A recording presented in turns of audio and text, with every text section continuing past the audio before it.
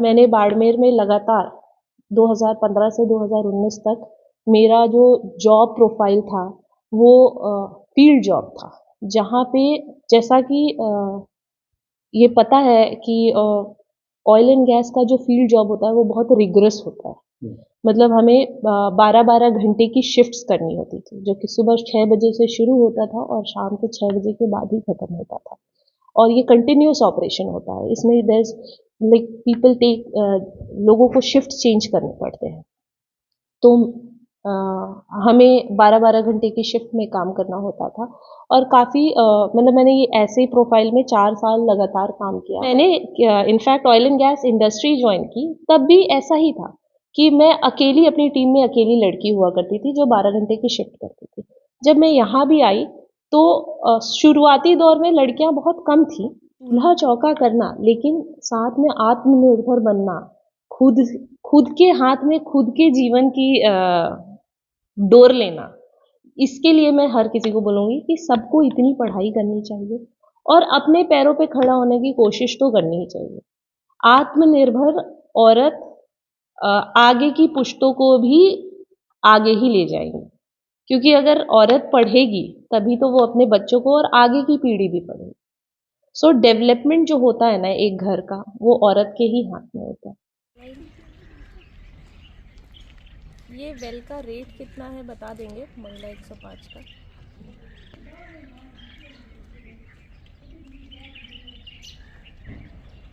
Litre please come online.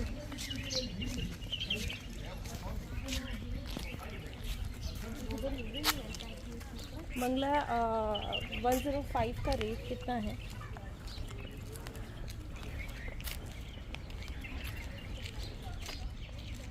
डिएरेटर्स है, हाँ boiler का ही पार्ट है। पहले पानी डिएरेटर में आता है, उसके बाद पानी ब्रेक डाउन होकर फिर बॉयलर में जाता है।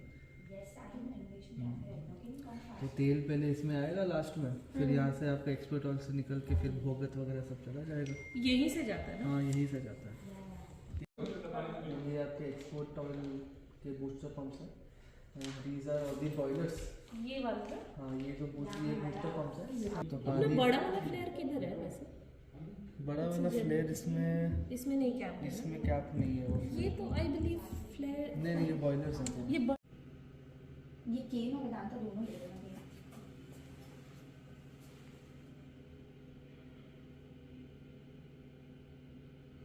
बचपन से पटना की रहने वाली हूँ।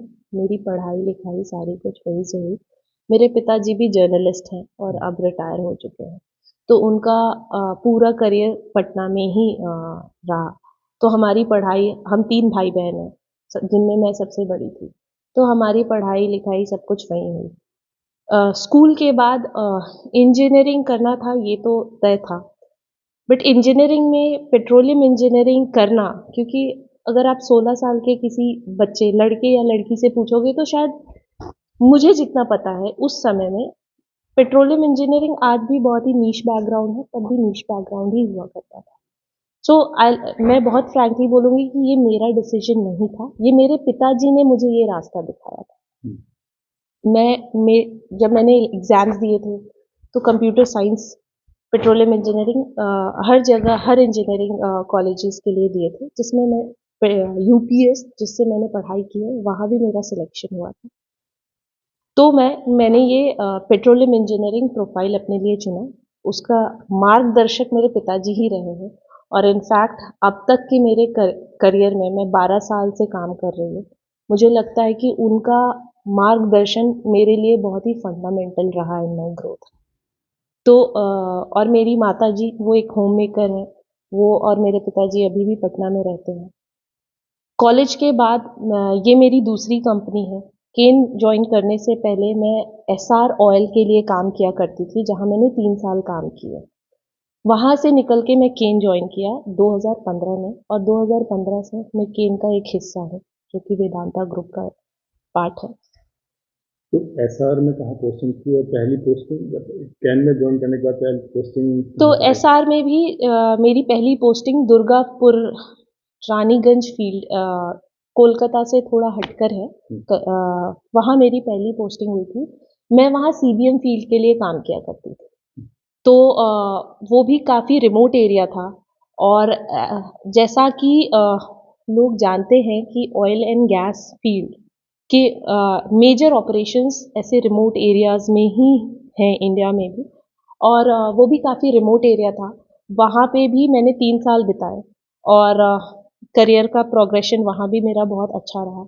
जब मैं वहाँ से 2015 में केन आई तो मेरी पहली पोस्टिंग बाड़मेर हुई थी और मैंने बाड़मेर में लगातार 2015 से 2019 तक मेरा जो जॉब प्रोफाइल था वो फील्ड जॉब था, जहाँ पे जैसा कि ये पता है कि ऑयल एंड गैस का जो फील्ड जॉब होता है वो बहुत रिगरस होता है। मतलब हमें 12-12 घंटे की शिफ्ट्स करनी होती थी, जो कि सुबह 6 बजे से शुरू होता था और शाम के 6 बजे के बाद ही खत्म होता था। और ये कंटिन्यूअस ऑपरेशन होता है, इसमें देयर लाइक पीपल टेक लोगों को शिफ्ट चेंज करने पड़ते हैं।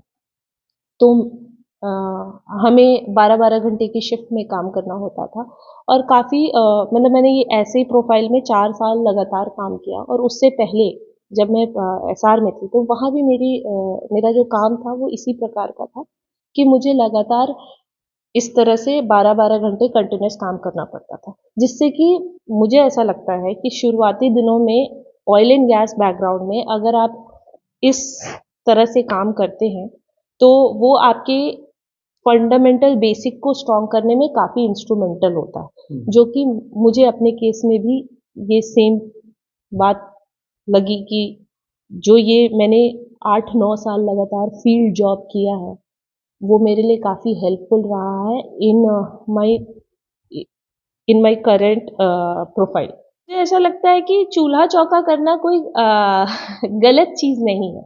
मैं आज मेरी एक 3 साल की बेटी है, मेरे हस्बैंड हैं, मेरी एक फैमिली है आज की डेट में, मैं भी करती हूँ ये सब। तो चूल्हा चौका करना, बट हाँ, चूल्हा चौका करना लेकिन साथ में आत्मनिर्भर बनना, खुद खुद के हाथ में खुद के जीवन की डोर लेना, इसके लिए मैं हर किसी को बोलूँगी कि सबको इतनी पढ़ाई करनी चाहिए और अपने पैरों पे खड़ा होने की कोशिश तो करनी ही चाहिए।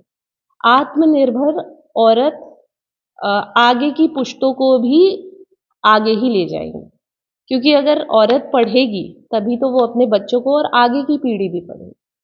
सो डेवलपमेंट जो होता है ना एक घर का, वो औरत के ही हाथ में होता है।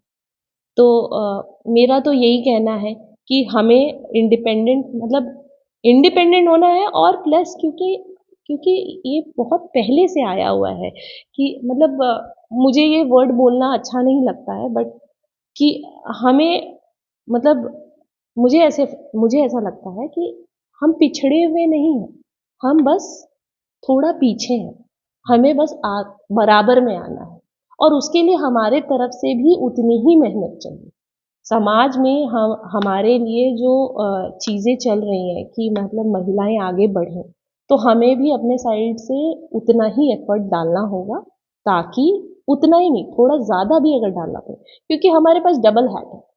डबल हैट बोले तो हमें बाहर भी देखना और घर भी देखना, तो उसमें ज़्यादा जिम्मेदारियां हैं। बट महिलाओं में पोटेंशियल है कि वो दोनों ही चीज़ें बहुत अच्छे से और पूरी एफिशिएंसी से कर सके। Okay, thank you, sir.